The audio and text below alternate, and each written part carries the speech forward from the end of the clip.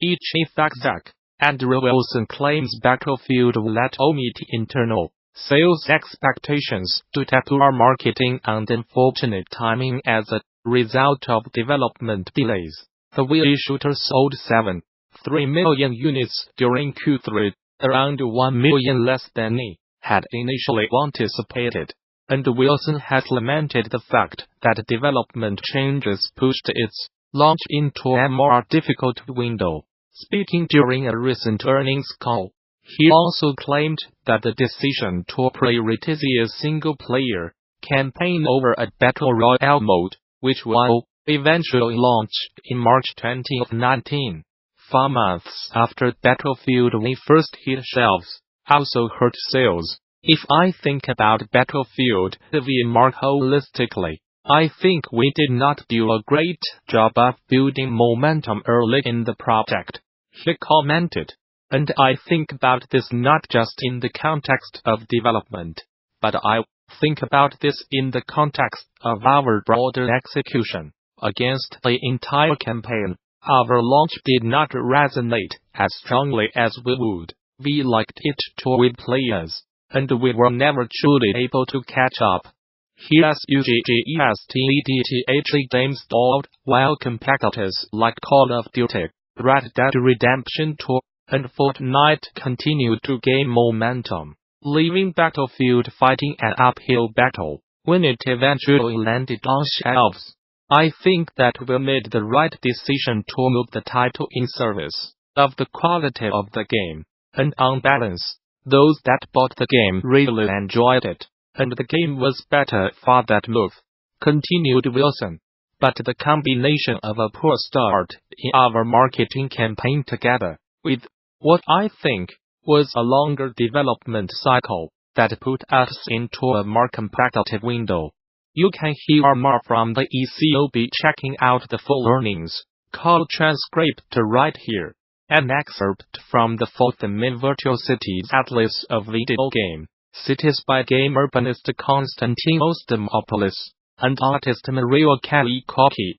You have not died until you have visited Rubacava, the liveliest, most vibrant place throughout the Mesoamerican Hades, the town that never died.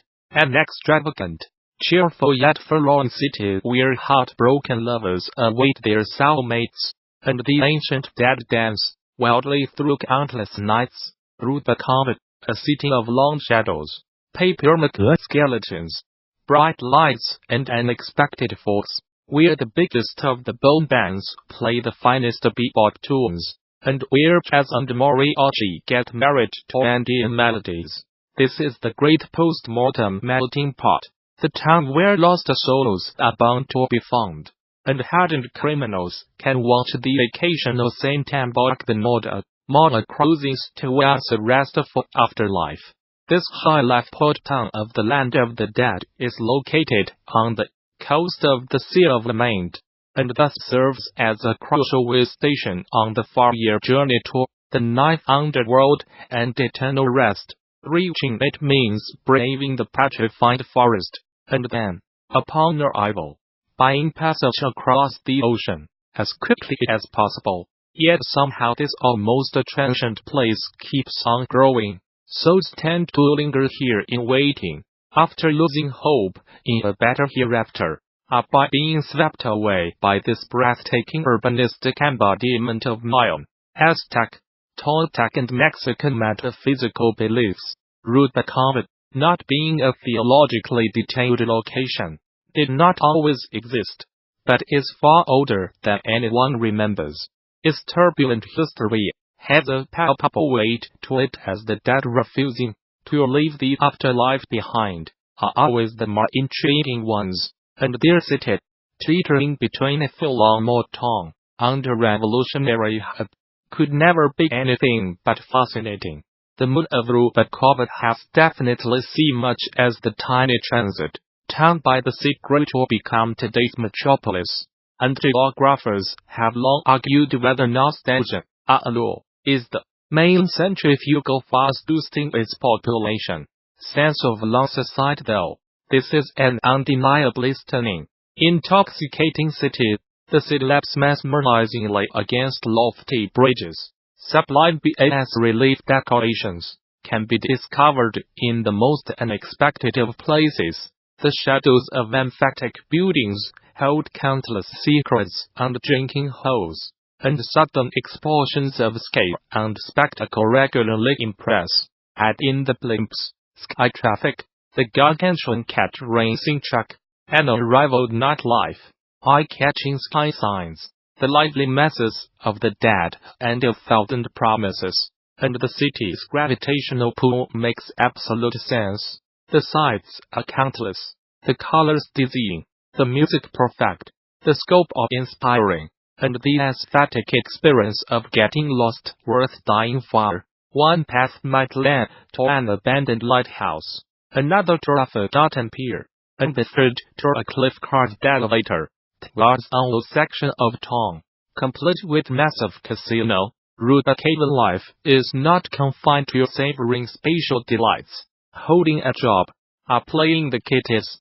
Things often get exciting, dangerous, and even hopeless in this city of the poor, masquerading as the cosmopolitan town of the rich. Demonic bouncers abound, skeletal birthmark, and betrayal, passion, and passionate betrayal are as common as tensions and stark divisions, shattered illusions, shaded schemes, the occasional miracle, an unashamedly corrupt police force, and the popular desire for post-mortem justice, make an explosive mix that only temporarily abates during the day of the dead, the single day of the year when shows, clubs, and slot machines stand abandoned, and when the overworked nurses are allowed a moment of respite. Walking the streets on any other day reveals a staggering menagerie of characters: posh lawyers, hip club owners, exhausted or defiant workers, gangsters, agents of the Department of Death, artists, sailors and gamblers roam the shadows of emblematic skyscrapers, and gather around stepped pyramids and vast plazas. Rairuit, the occasional farmer florists, researching the forensic site of botany, can also be glimpsed. Second death by sprouting is a notoriously flowery and complex affair. Apparently, one only florists can analyze, and only mob bosses can turn into macabre gardens. It is in the harbor district, though, in the oldest part of town, where the vibrancy of life truly explodes.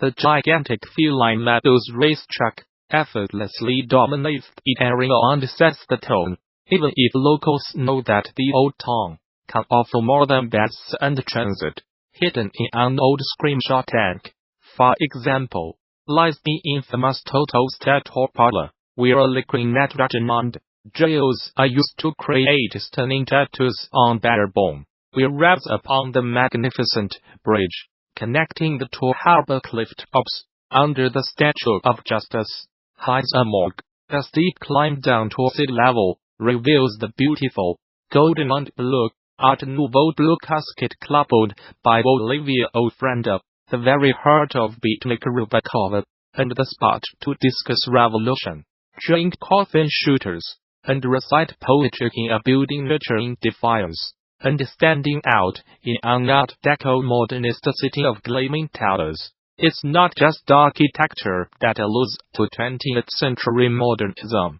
As the city grew past its initial waterfront car, it was almost certainly influenced by functionalist ideals, possibly even by the Corbusier's radiant city plans, and adapted a predominantly great iron structure with regularly spaced, diagonal avenues to its needs, wide boulevards, of law and reasonably powerful demon-driven cars to achieve ludicrous speeds, and connect pastoral suburbs with a bustling downtown that is developed both vertically and horizontally. Activities have been modestly organized, though, admittedly, the sheer fluidity of death's reality had to lead to haphazard implementations, unfinished avenues, labyrinthine valleys and clashing functions, adding to the confusion.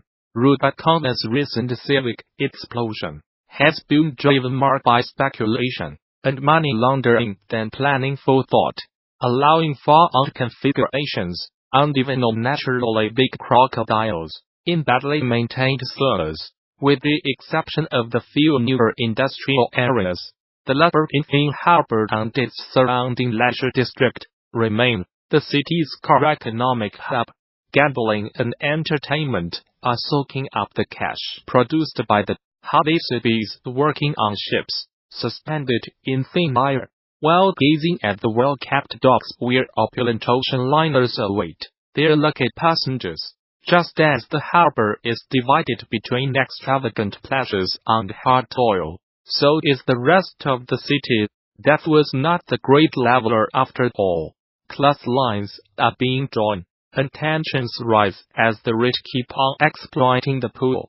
Even the pious seem capable of suffering in this cynical economy, when the chief of police is a notorious